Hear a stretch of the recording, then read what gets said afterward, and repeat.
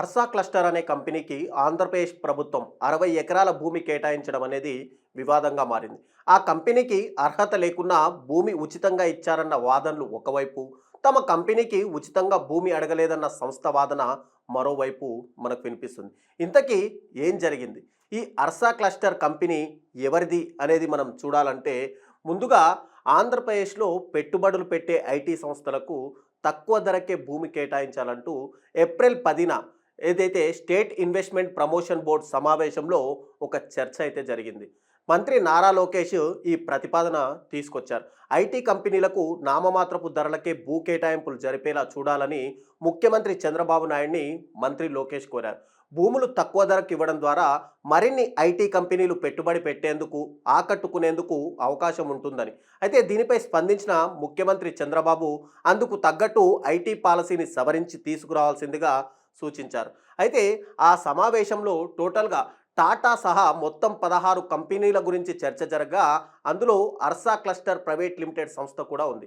ఆ కంపెనీకి విశాఖలో 5,278 కోట్ల పెట్టుబడులు పెట్టి దాదాపు 2,500 ఉద్యోగాలు కల్పిస్తుందని చెప్పి ప్రభుత్వం అయితే ప్రకటించింది. ఆ తర్వాత ఏప్రిల్ 15న ఆంధ్రప్రదేశ్ మంత్రిమండలి సమావేశంలో భూ కేటాయింపులపై చర్చ జరిగింది. వివిధ పరిశ్రమలు, ప్రైవేట్ లిమిటెడ్ పరిశ్రమలు పెట్టుబడి ప్రతిపాదనకు అనుగుణంగా 10/4/2025న జరిగినటువంటి ఏదైతే సమావేశంలో తీసుకున్న నిర్ణయాలకు ఆమోదం కోసం ప్రతిపాదన, వాటికి అవసరమైన భూముల కేటాయింపు సక్రమంగా ఆమోదించడం, మౌలిక వసతులను కల్పించడం, సంబంధిత విధి విధానాల ప్రకారం ప్రోత్సాహకాలకు ప్రత్యేక ప్యాకేజీలను విస్తరించడం వంటి అంశాలపై పరిశ్రమలు, వాణిజ్య శాఖ చేసిన ప్రతిపాదనను మంత్రిమండలి ఆమోదించింది అంటూ రాష్ట్ర ప్రభుత్వం ప్రకటన విడుదల చేసింది.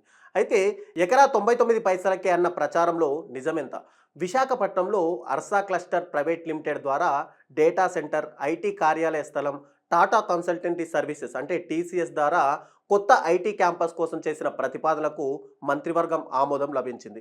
అయితే విశాఖపట్నంలోని హిల్స్ నెంబర్ 3 అంటే సెజ్లోని ఐటీ పార్కులో 3.5 ఎకరాల భూమిని, ఐపీ కాపులుప్పాడలో 56.36 ఎకరాల భూమిని అర్సా క్లస్టర్ ప్రైవేట్ లిమిటెడ్కి ప్రస్తుతం అమల్లో ఉన్న అంటే నియమ నిబంధనల ప్రకారం కేటాయించేందుకు చేసిన ప్రతిపాదనను రాష్ట్ర మంత్రివర్గము ఆమోదించింది అంటూ కూడా రాష్ట్ర ప్రభుత్వం అయితే తెలిపింది. అయితే ఇక్కడ ఇప్పటికే టాటా కన్సల్టెన్సీ సర్వీసెస్కు ఎకరాకు 99 పైసలకే భూమి కేటాయిస్తున్నారని తెలపడం. మనం ఒక్కసారి ఇక్కడ చూస్తే కనుక టాటా కంపెనీకి సంబంధించి అంటే టీసీఎస్కి సంబంధించి టోటల్గా 21.16 ఎకరాలకు 99 పైసలకే కేటాయిస్తున్నారు, ఎకరా చొప్పున ఇస్తున్నట్టుగా సోషల్ మీడియా సైతం హోరెత్తింది. ఈ నిర్ణయాన్ని ప్రశ్నిస్తూ పెద్ద ఎత్తున చర్చ కూడా నడింది. ఇక ఏప్రిల్ 21న టీసీఎస్కు భూమి కేటాయింపు వివరాలతో ఒక జీవో కూడా ప్రభుత్వం అయితే విడుదల చేసింది. అది చూసుకోవచ్చు మనం.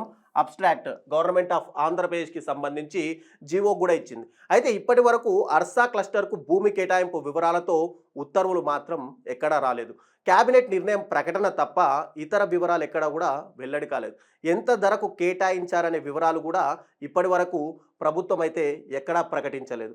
ఇక టోటల్గా హైదరాబాద్ కేంద్రంగా అంటే ఇంతకీ ఏంటి అర్సా క్లస్టర్ అనేది మనం తెలుసుకుంటే, హైదరాబాద్ కేంద్రంగా రిజిస్టర్డ్ ఆఫ్ కంపెనీస్ వద్ద ఈ ఏడాది అంటే ఫిబ్రవరి 25లో హెడ్ క్వార్టెడ్ ఇన్ తెలంగాణ ఇండియాలో ఇది రిజిస్టర్డ్ కంపెనీ వద్ద ఈ ఏడాది ఫిబ్రవరిలో నమోదైంది. ఇక అర్సా క్లస్టర్ ప్రైవేట్ లిమిటెడ్ అనే ఈ యొక్క సంస్థ.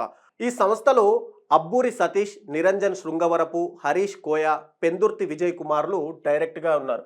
ఇక్కడ సతీష్ అబ్బూరి మనం చూసుకుంటే ఫౌండర్ అండ్ సిటిఓ ఎలాసియం అనలిస్టిక్స్ అంటూ కూడా సతీష్ అబ్బూరి ఒక డైరెక్టర్గా ఉంటే, నిరంజన్ శృంగవరపు ఒక డైరెక్టర్గా, ఇక హరీష్ కోయ లాంటి వీళ్ళందరూ కూడా డైరెక్టర్లుగా అయితే కొనసాగుతున్నారు ఈ కంపెనీలో. ఇక హైదరాబాద్లోని కొత్తగూడలో ఒక సాధారణ మనం చూసుకుంటే కనుక ఒక సాధారణ రెసిడెన్షియల్లో అపార్ట్మెంట్లో ఫ్లాట్ అడ్రస్సే ఈ కంపెనీ యొక్క చిరునామాగా ఉంది. అలాంటి సంస్థకు కారు చౌకగా అంటే తక్కువ ధరకు భూములు ఎలా ఇస్తున్నారన్న ఆరోపణలు కూడా వచ్చాయి. ఇందులో డైరెక్టర్గా ఉన్నటువంటి పెందుర్తి విజయ్ కుమార్ గురించి ఎక్కడా కూడా ఇందులో వివరాలు కానీ మనకు దొరకలేదు. ఇక నెక్స్ట్ సబ్బూరి ఏదైతే చూసుకుంటే కనుక సతీష్ అబ్బూరి మాత్రం ప్రస్తుతం అమెరికా కేంద్రంగా ఉన్నటువంటి ఎలైజియం అనలిటిక్స్లో అనే ఒక సంస్థను స్థాపించి అందులో సిటిఓగా అయితే ఉన్నారు. దాంతోపాటు శాన్ ఫ్రాన్సిస్కోలో బే ఏరియా కేంద్రంగా పనిచేస్తున్నటువంటి అర్సా క్లౌడ్ కేంద్రంగా పనిచేస్తున్నటువంటి అర్సా క్లౌడ్లో కూడా ఆయన పనిచేస్తున్నారు. దాంతోపాటు ఈ ఏరియా కేంద్రంగా పనిచేస్తున్న ఆర్సా క్లౌడ్ సంస్థ కూడా తనదే అని చెప్పి సతీష్ అబ్బూరి అయితే తెలిపారు. ఇక ఈ వివాదంపై అర్సా కంపెనీ శాన్ ఫ్రాన్సిస్కో నుంచి ఒక పత్రికా ప్రకటన కూడా విడుదల చేసింది. భారత్ ఆంధ్రప్రదేశ్లలో అంతర్జాతీయ స్థాయి ఏఐ ఇన్ఫ్రా అభివృద్ధి చేయాలనుకుంటున్నట్టు ఆ సంస్థ కూడా ఒక ప్రకటించింది. టోటల్గా చూసుకుంటే కనుక పవరింగ్ ఇండియాస్ ఏఐ రెవల్యూషన్ అనేది ఇక్కడ ఆంధ్రప్రదేశ్లో స్థాపించాలి అనుకున్నట్టు ఆ సంస్థ అయితే ప్రకటించింది. ఇక సతీష్ అబ్బూరి, ఎరిక్ వార్నర్, కౌశిక్ పెందుర్తి తమ టీం సభ్యులే అంటూ కూడా సంస్థ అయితే ప్రకటించింది. 2026 నాటికి 10 మెగావాట్ల సామర్థ్యం నుంచి 2032 నాటికి 300 మెగావాట్ల ఏఐ డేటా సెంటర్ను దశల వారీగా అభివృద్ధి చేస్తామని చెప్పి కూడా కంపెనీ అయితే ప్రకటించింది.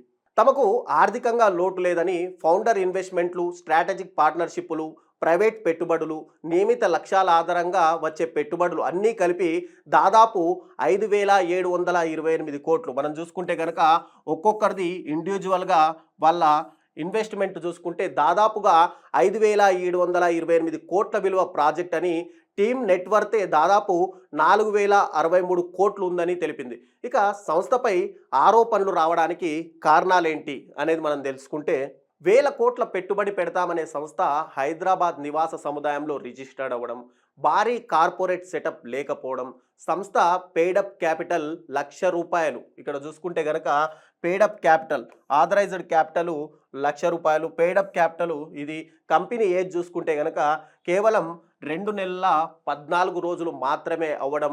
ఇక్కడ ఆ సంస్థ గతంలో ఇంత భారీ ప్రాజెక్టులు చేపట్టిన అనుభవం లేకపోవడం, సంస్థ 2 నెలల క్రితమే అంటే 12 ఫిబ్రవరి 2025లో రిజిస్టర్డ్ కావడం వంటి ఆరోపణలకు ఇక్కడ ప్రధాన కారణాలుగా మనం చెప్పుకోవచ్చు.